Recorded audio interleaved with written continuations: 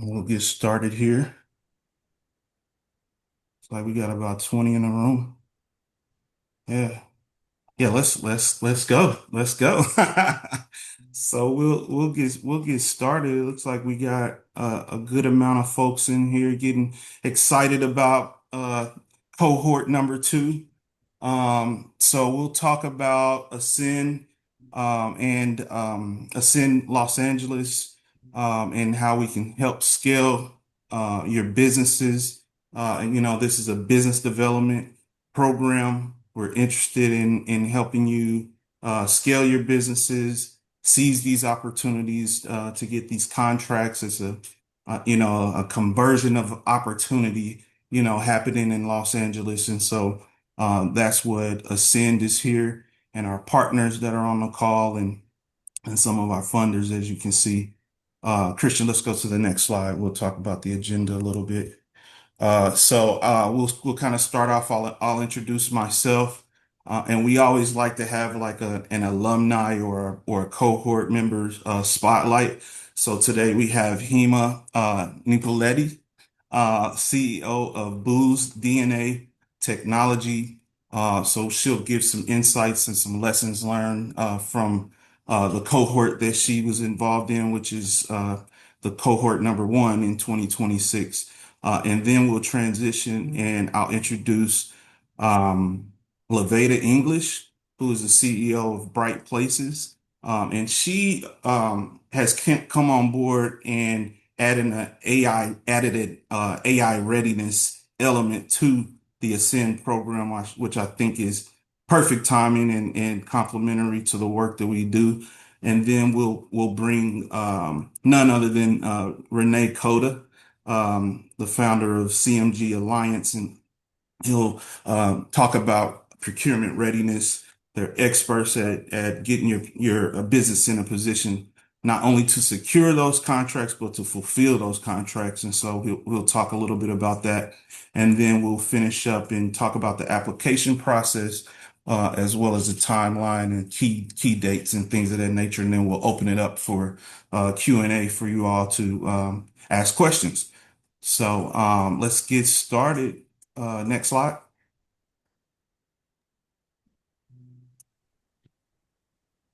All right. So as I stated, Jabbar Wesley, I'm Senior Program Officer, and I lead our economic development team and programs at LISC LA. LISC LA, if you're not familiar, we are a community development financial institutions, probably the largest.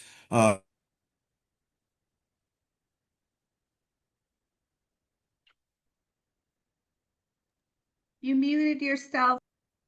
Oh yeah, I can't hear you, Jabbar. Did you mute yourself? I thought it was just me. I'm sorry about that. I'm sorry about that. I think I was muted. I think So I you was just, you jumped off at largest. Yes. oh, really? Okay. Yeah. I don't know what happened. That was something that just happened without me touching the screen. Okay. So everybody heard most of that, right? Heard that you are the largest, and then that was it. What were you saying? You're the Okay, perfect, perfect. Okay. Yeah, the largest CDFI in America. We're interested in creating economic opportunity. Since 1979, we've invested over 35 billion in communities nationwide, leveraged over $93 billion in grants, loans, and equity. Over 8,500 businesses connected to capital. And then a million plus. We're proud of that. Business is supported through technical assistance and coaching the programs such as Ascend here locally, invested over 200 million, 1,100 plus affordable housing. That's kind of what we're noted for is our work in affordable housing and assisting those developers, 7,100 square feet for commercial space.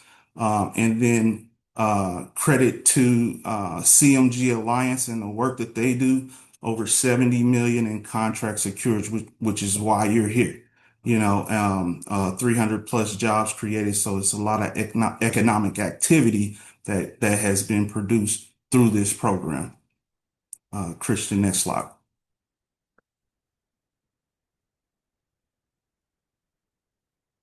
Okay, and so Ascend again, nationally recognized procurement accelerator, and we help growth-oriented businesses. So we're looking for those businesses that are hungry, because that's what we get judged by. It's like, hey, can we get you in a position to, secure these contracts? And so we're looking for those folks with the great business, maybe have some missing pieces that we can help plug in our business development team to help you expand. And I mentioned those numbers, but what you'll gain is, able to scale your operations, compete for major government and corporate contracts as well, and then access to capital strategies, and then building industry relationships, which is something that List likes to do. We convene folks and try to create those opportunities for warm introductions to help you get access to these opportunities. So Send LA is built for companies ready to move um, to the next opportunity, and keeping you aware of these contract opportunities and ways to strategies for executing those contracts. So next slide. Um, the program framework. So this started from the University of Washington.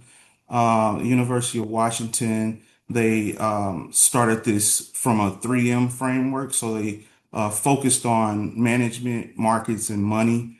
And those are the three pillars that they focused on. We kind of expanded on that with the 4C model, and Ascend essentially provides access to coaching, capital, contract, and community. So we do the one-on-one, and Renee will talk a little bit more about those opportunities throughout this program that you'll have access to those 4Cs, and we'll go from there.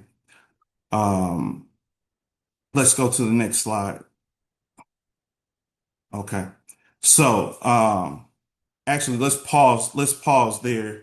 And I want to, like I said, we want to always shine the spotlight on our alumni, folks that have been through the program, so you can hear firsthand what the experience is like in going through Ascend. So we're going to introduce Hema and with Boo's DNA, and allow her a few minutes just to give her insight and talk a little bit about her experience. So we'll pause there and let her speak. Hema? Thank you, Jabbar, and thank you for the presentation. Hello, everyone. I'm Hima Nipaleri, founder and CEO of Boost DNA Technology. We're a woman-owned small business based in Southern California, specializing in consulting, project management, digital transformation, ERP solutions, and managed services. We are proud to support public sector clients across California, including agencies such as California Department of General Services, Department of Corrections and Rehabilitation, Public Utilities Commission, Consumer Affairs, Department of Justice, just to name a few, which means we spend a lot of time helping government projects run smoothly and occasionally translating government acronyms into plain English. Over the years, we've been honored to receive the 2025 SBA Award for Growth along with congressional and legislative recognitions. These milestones are incredibly meaningful because they not reflect not just our growth as a company, but the impact we strive to create for our clients and communities. Now, even though Boost DNA has already become a successful state of a California vendor, I still gained a tremendous amount from the SNLA program. What stood out most was how practical and actionable the program is. It wasn't just theory, it was real world guidance. The tools and frameworks around building stronger, more competitive proposals were extremely valuable. Learning how to better identify opportunities, navigate procurement portals, and leverage public sources helped sharpen our approach in a very meaningful way. The procurement support through CMG Alliance was also incredibly valuable. Having access to that level of expertise and guidance can make a real difference, especially when you're trying to grow in a highly competitive space. where sometimes it feels like everyone is bidding on the same opportunity before breakfast. What made an even higher impact was the focus on strategy before and after the proposal. Winning contracts isn't just about submitting a proposal and hoping for the best. It's about positioning, relationship building, strategic marketing, and thoughtful follow through. This program really provided a 360-degree view of procurement in a structured and intentional way. For me personally, the program elevated how I approach business development. I've become much more intentional about how I position Boost DNA, evaluate opportunities, and build relationships that create long term growth, as Jabbar had mentioned. Overall, S&LA has been a meaningful catalyst in helping us continue to scale and grow in the procurement space. I would absolutely recommend it whether you're just getting started or already established and looking to level up. I genuinely wish I had known about S&LA 10 years ago when I started my company. It would have saved me a lot of trial and error and probably a few sleepless nights and figure it out as you go moments. I'm truly grateful to S&LA for the opportunity to grow, scale, and continue building the next chapter for Boost in his journey. Thank you all. Thank you, Jabbar. Thank you, Kima. That was great. Yeah, so you heard it from her. And this is an awesome opportunity. We want to change the trajectory of your company, help you save, it's, risk mitigation as well in that. So with that, it's a good transition to talk about AI, how we're implementing AI into the program. And I'll introduce Levada English, who is the founder of Bright Places. And Levada, sorry about that. We'll add you to the slide Oh, that's okay. next week. So, I had to pay to get my logo on this slide. right, Um, right, right.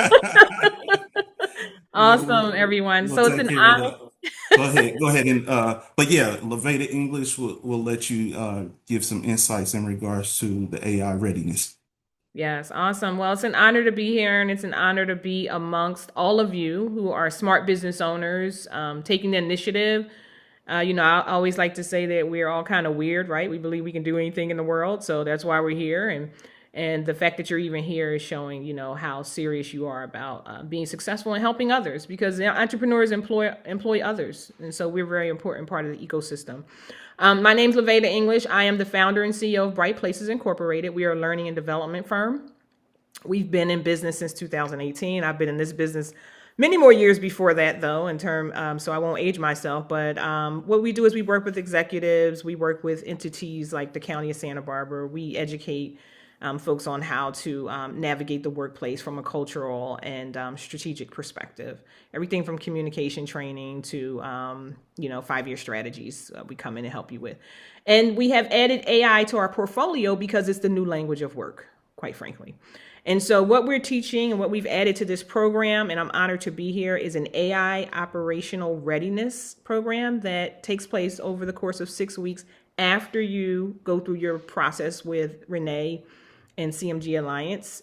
You meet with me. We go through a 6-week course process, and we meet for 90 minutes. We've been doing it on Thursdays at 10. We meet for 90 minutes. And we go through not just understanding the shiny tools that are out here, but first of all, we take you through an AI business operations audit system, like where does AI fit? We talk about workflow mapping and process design.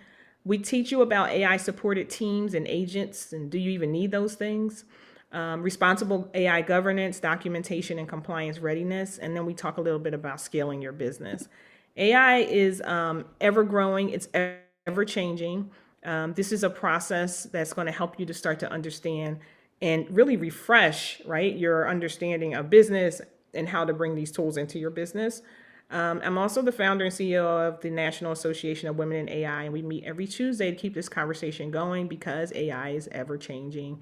It's a women's association because the industry is 78% dominated by men, and we need to help women to have a safe space to learn, but we include everyone. We have guys that come and join us. So that's what we're doing. We're excited to be here, and we think it's relevant for today, and it's really relevant for what Renee is teaching you all in terms of going after RFPs. Adding this piece really just helps to put together a full package, I believe. So thank you. That's great. That's great. We've been getting great feedback and this is the first this first cohort was the first time we implemented this and we've been getting great feedback from the work of Levada and Bright Places. But with that said, we'll bring Renee to the stage and we'll talk about the main piece to this puzzle, which is procurement readiness, and he'll give some insights in regards to how he'll be working with the folks that'll be in the upcoming cohort. So, Renee. Perfect. Thanks, Jabbar. Appreciate it. Good morning, everybody. I'm Renee Cota, CEO and President of CMG Alliance. So, one of the things that we like to talk about in the very beginning, and so that everybody on the call understands specifically, this is not only a training program, this is a business development program. Our objective at the end of the day is to get contracts into your hands to actually build revenue.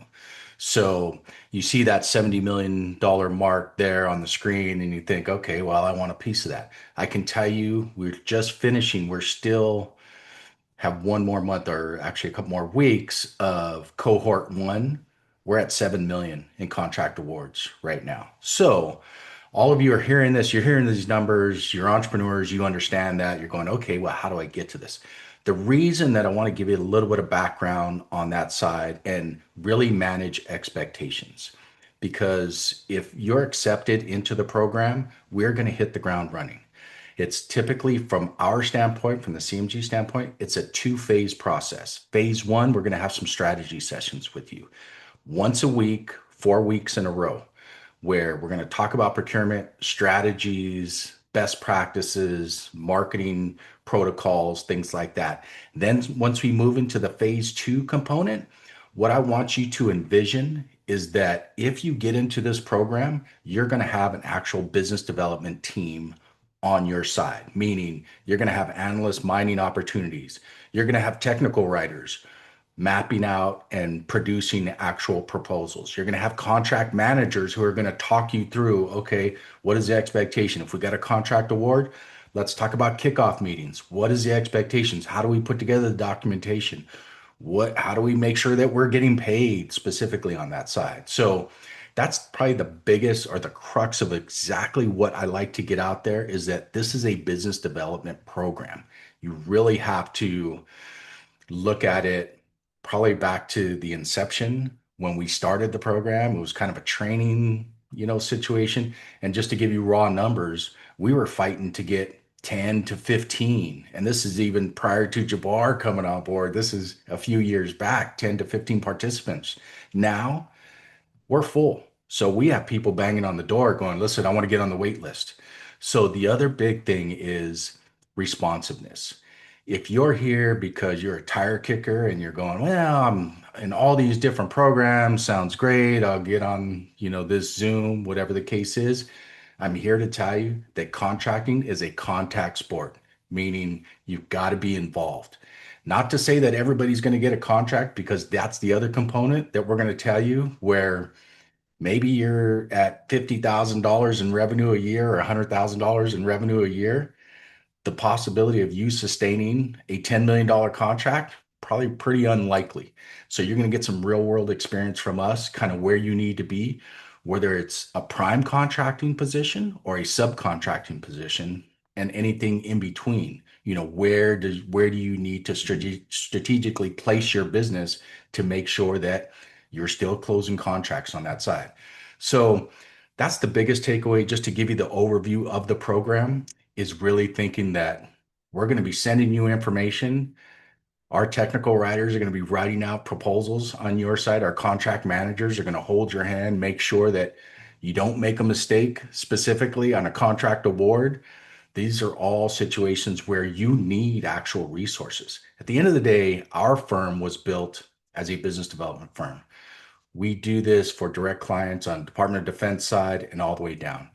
The other big thing that you'll hear me say if you get into our strategy sessions, when I use the term government contracting, what I really need you to envision is 5 specific lanes: federal, state, county, municipality, utilities, and then all the subcontracting factors off of those.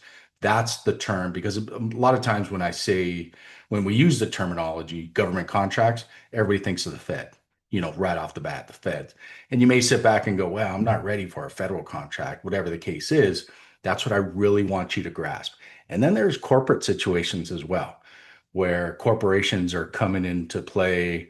Maybe they put out RFPs, or they like to act as a quasi government entity, the way they handle their procurement. That's a possibility as well. So possibilities are really endless. But the other thing is that, I guess, the most important thing when you put in your application, put your best foot forward. I'm telling you, don't just click through the boxes. If you get an opportunity to talk about why you think this program would be good for you, you've got to fight for your spot. One or two things happens in every single cohort. We've been running the cohorts since for the last 4 years now.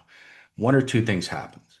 People are they identify the value, kind of what Hema talked about in the very beginning. She saw it immediately, like, wait a minute, I'm going to have technical writers actually crafting out proposals for me and walking me through this, looking at and how to analyze a specific RFP. The other side of the coin is you may be on the other end of the spectrum, where you get the notification at the end of the cohort. Alexis, who's on here, he's one of our project managers and one of the partners here at our firm. You'll get a notification, hey, cohort's closing up. We've got another 2 weeks, whatever the case is. And you're going to sit back and you go, I didn't take advantage of the time. You don't want to be that person. So just know the expectation is that it's going to take a good amount of your time. And to tell you how much time that's going to take, very difficult. How much time does it take to grow your business, right? That's the same question that you would ask yourself. What do you really need? And is your company actually viable on the government contracting space? That doesn't mean that it's everybody under the sun, as opposed to an IT company or construction company or manufacturing. Maybe it's professional services on that side. Maybe it's a subcontracting factor. So again, wide spectrum right there. And I know some of the questions we'll get back is, well, I'm a, you know, hamburger stand in LA. Is there a possibility of contracts out there? One of the big things that we go through in the very first strategy session is that we don't give you a fish, we teach you how to fish, meaning conduct the actual research to find out what the spend is. Okay, now answer the question for yourself. Conduct the research, because what'll happen is you'll conduct that research on a regular basis. Well, is there procurement out there for me or not? Specifically on that side. So again, I've taken quite a bit of the time, but want to open up for questions, Jabbar, or Yeah, we'll any other talk more concerns. about. Yeah, I'll talk. I want to talk about this slide too. We talked about the partners, let them share. I want to talk about this corporate ecosystem partners as well.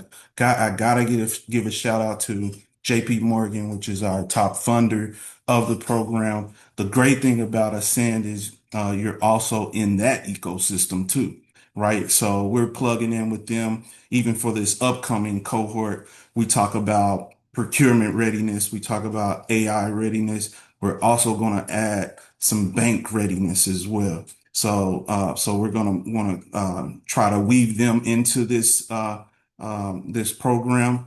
So I just wanted to share that. Also, shout out to Capital One, T-Mobile. They support our efforts and complementary things to the event. Los Angeles Business Council, you definitely want to plug in with them. They're powerful network, connected politically, in the government contracting space. Great organization. They also manage the Compete for LA uh, website, and these are a couple of platforms that I'm going to put in the chat that you want to plug. You want to make sure that your business is on these platforms. So compete for LA. Also, get in the game LA.com. You want to plug in with that platform as well. We're one of the founding partners with that program, but that program is um, helpful as well because like for instance, I'm a business advisor on that platform. So some folks that are in the cohort, sometimes my calendar is connected to that platform. So you can set up time, 15, 20 minutes, set a cadence. I'm happy to coach, and that's pro bono. You don't have to pay for that, but if you want to bounce some things off of me or other advisors that you find on the platform, that's something that you can do as well. Um, and then for communication purposes, we have WhatsApp groups. So I'm going to share this one so everybody can hop in that WhatsApp group. It's the Ascend LA pipeline. And usually we populate that with just upcoming event opportunities, that's adjacent to Ascend, and definitely can keep in the loop with that communication mechanism. All right, Christian, let's go to the next slide so we can zoom through eligibility requirements. Eligibility requirements. So let's talk about our legacy industries have been construction, professional services, IT. We added some open up the opportunity for nonprofits that go after government contracts as well. But we start seeing, the emergence of these technology companies and where investments were going in AI, clean energy, aerospace, defense. We have a cluster here in LA around these industries, and so we wanted to structure the program to open it up to these new businesses that are popping up, and try to merge this opportunity for new innovation along with procurement, and so that's we look at eligibility for these businesses. The legacy businesses, 1 to 2 million, we try to stick with that. Now, some of these emerging businesses, we assess based on more on capacity and capabilities, because if you're a tech company, you can stand something up and do a 60-day, 90-day sprint, and you can stand something up and we can go after government contracts. And so we look at that in a different way. So, if you kind of feels like, I don't know if I should just apply anyway, we'll assess it based on those parameters. Um, Location, headquartered or serving customers in LA, or and it's really about intent too. Are you looking to do business in Los Angeles County? So there's some flexibility with that as well. 2 years in operation, think that's fixed. Contract ready, capacity to compete. Commitment is a 3-month program. And so again, just reiterating what Renee said, it's a business development programs getting you ready to scale. Let's go to the next slide and we'll talk about some key dates real quick. So applications are live, open until June 1st. And it's a rolling app acceptance. So, we'll notify, if it makes sense, we will notify you and let you know next steps. It's a it's free program. So Renee, outside of Ascend, working with CMG, it costs, so, take advantage of this opportunity and these expertise, and while you have them, put them to work, I say. And so, yeah, so this is a great opportunity. Some of the key dates, we're going to launch this next cohort on June 4th. That'll be the kickoff. And these are virtual meetings. So we'll just take that four weeks consecutively, the 11th, 18th, 25th. And then we'll transition. There'll be a little bit of a break. And then we'll transition to Levada English with the AI readiness kicking off on July 9th. And then we will probably, I believe on August 20th, we'll have an in-person. One of those sessions will be in person. So stay tuned for that, and we'll let you know more details as we get closer to the date. But one thing that I wanted to highlight is we usually do a mixer where we get folks together, we'll probably bring both of the cohorts together, as well as inviting stakeholders, prime contractors, and it's networking, so we'll do that on July 23rd at the meeting spot in Inglewood in Hollywood Park. So outdoor event, so mark your calendars for that. And then we usually do a graduation event. I'm still working on that date and venue, but it'll probably be late September, early October for that. But that's always a great time and kind of a send off. We'll probably have some great keynote speakers from that perspective. But with that said, I think that's all that I have. We'll pause there and open it up for Q&A.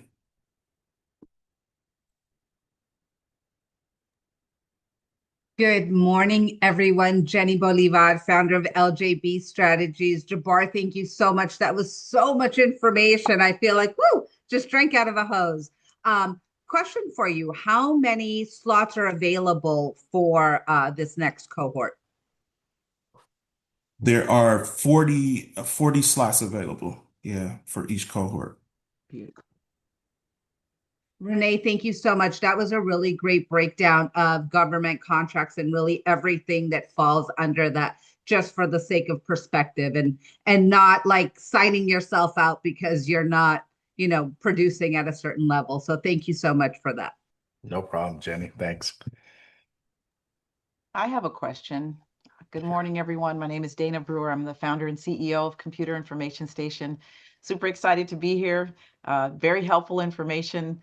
And I'm happy to see so many women in the room, although I know this is for anyone, but big ups to all the women who are out there trying to make it happen. So thank you both, Jabbar and Renee, for having us here. My question is, you mentioned earlier, Jabbar, that you would reach out if it made sense. So the question is, if someone is not selected, will they hear? Yes. I mean, we usually have, well, if you don't make it, it's usually like, because I'll say this.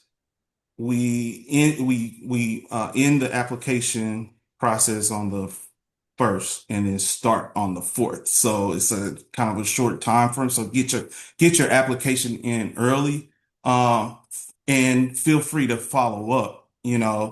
Once you've submitted your application. So it's kind of a evolving process, and so I would say, get your application in and follow up, reach out, and check the status. But for the most part, we kind of just move forward with the program.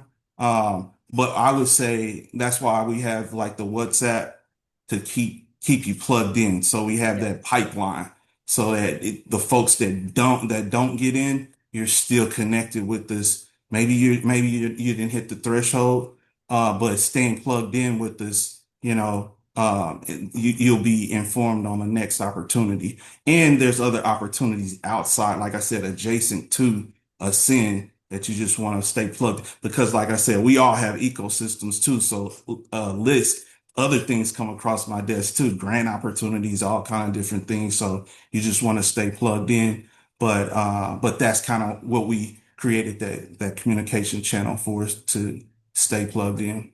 Excellent. Thank you for that. I actually already, because it was a little quiet, I reached out and I said, hey, is anyone here? And I've connected with an alum who is going to be graduating, I guess, soon.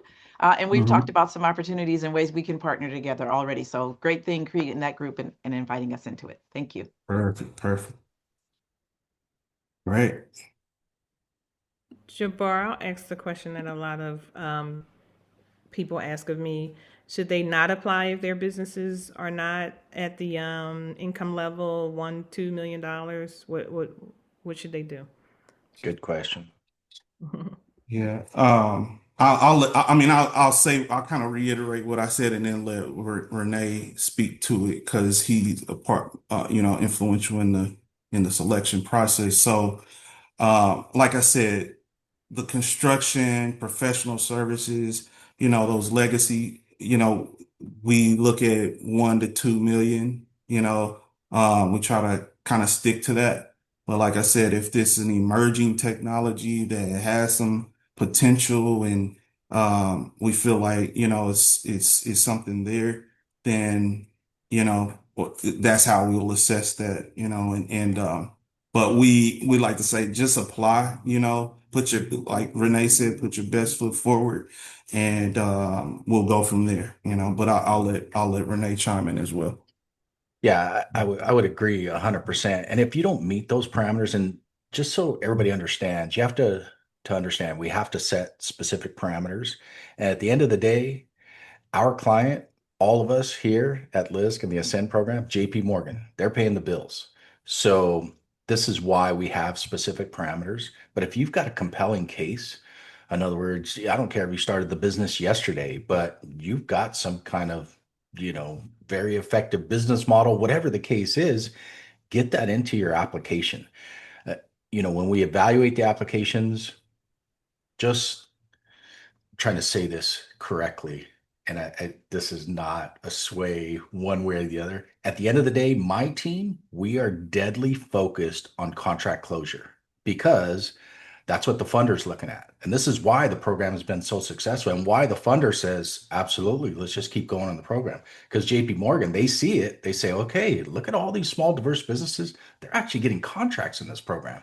So that's why the funder funds it, right? And says, okay. So in all honesty, we're going to evaluate that because we've got to be a success as well. It's not a matter of just getting, you know, nice compliments or, hey, yeah, it was great.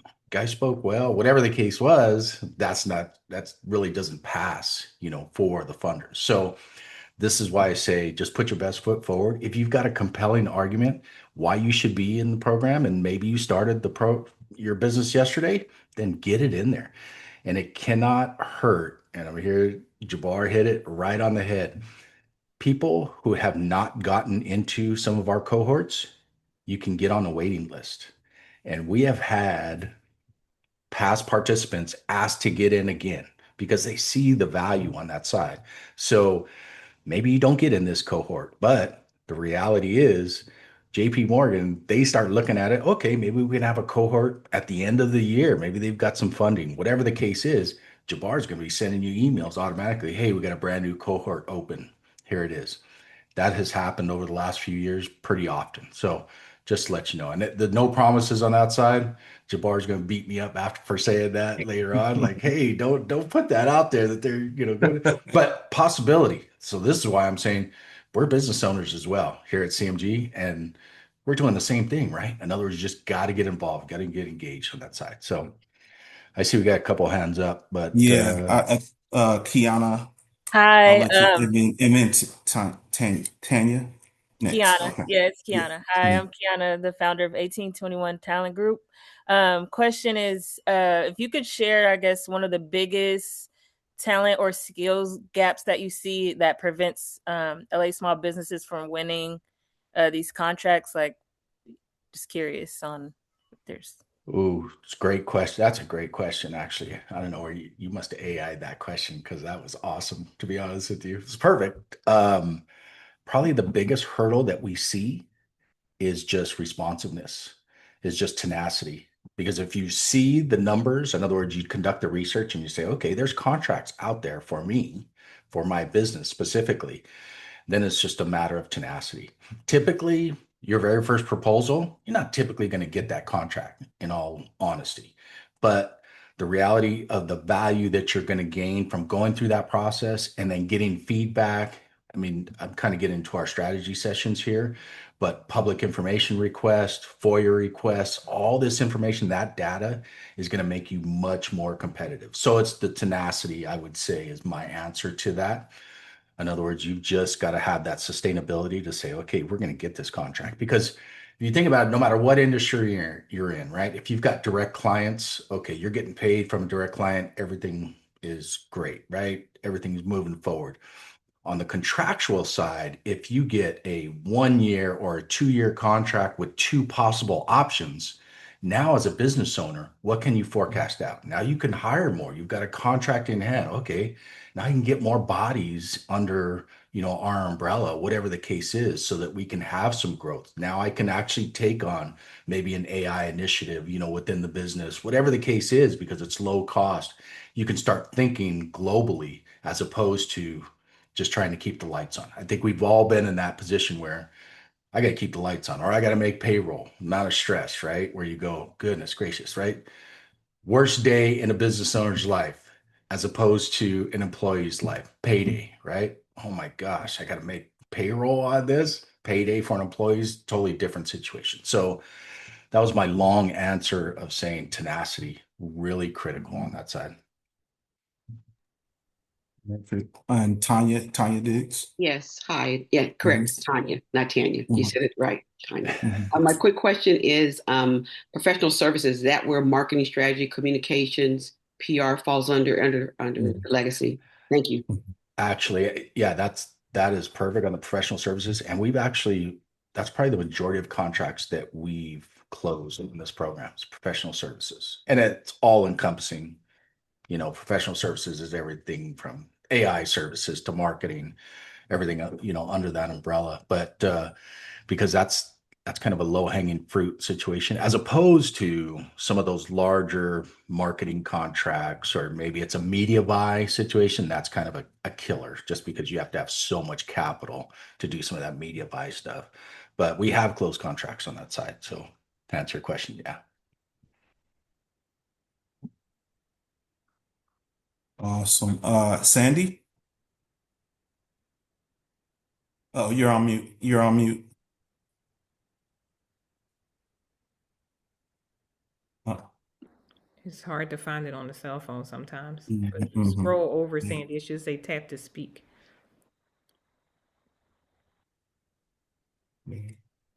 There it is. Okay, there we are. Yeah. Um, I submitted my application in early April and am just now doing this information system or session, and I'm listening to this and going, maybe there's some things that I should have included. Is there a way to add to my existing application, or is what's done done? Um, Jabbar, I just can answer this one. Hi, yeah, go Sandy. ahead. Nice Go to ahead. meet you. Go ahead.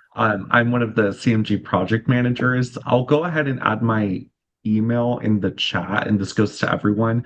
I know we had the informational session a little bit after some of you guys may have submitted your application, but if there are any amendments you would like to add or any verbiage, feel free to just email me directly and connect with me. I'm overseeing the application process as well.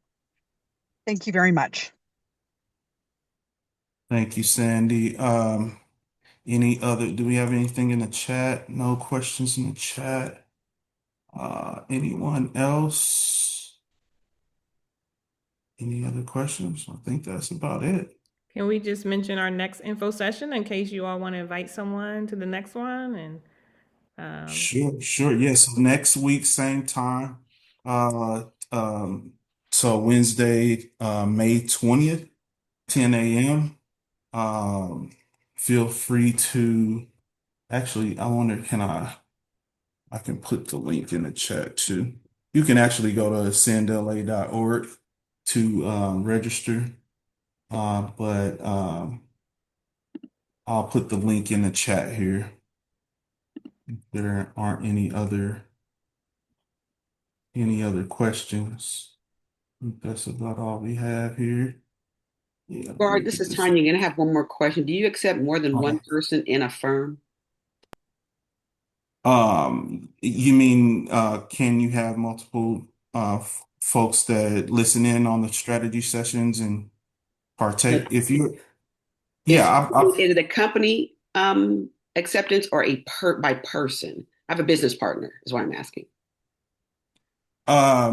I'll jump in on this Yeah, one. go ahead, Renee, The because reason I'm because that smiling kind is of gets because tricky. you are hitting it on the head. That's taking Hmm. advantage, right? Where you go in a good way, where, hey, listen, let me get my partners on here. Let's listen to these strategy sessions, debrief after the fact. The answer is yes, to be honest with you. I'm loving hearing that because that shows responsiveness, right? Like people are serious about getting involved on that side. So Yes, absolutely. Awesome. Awesome. We haven't capped the number ever. I mean, I think Alexis may know. I think we had like 3 or 4 per business sometimes, but that'll ruffle the feathers of my back office people, but I don't care. No We worries. got we And got to then get adding move on the to needle. that, we would just need one application. And then once and if admitted, we'll go ahead and manage that from the back end. But you would only need one application per firm, and then you can have more than one representatives partake in the program with you. Hopefully that helps. Any other questions? All right. We're good to go. All right. Good to see everyone. Feel free to reach out. There's a contact information if you have any inquiries, ascendla at list.org. That shouldn't fall through the cracks. It's a shared email account. So one of our team could respond, promptly on that. But thank you everyone for coming. We appreciate it. Thanks team for hopping on, and we'll see folks next week, and looking forward to seeing those applications come in. Take Thank care. you. Thank All you. Have a right. good one, everyone. Thank you so All right. much. Mhm. Thank you.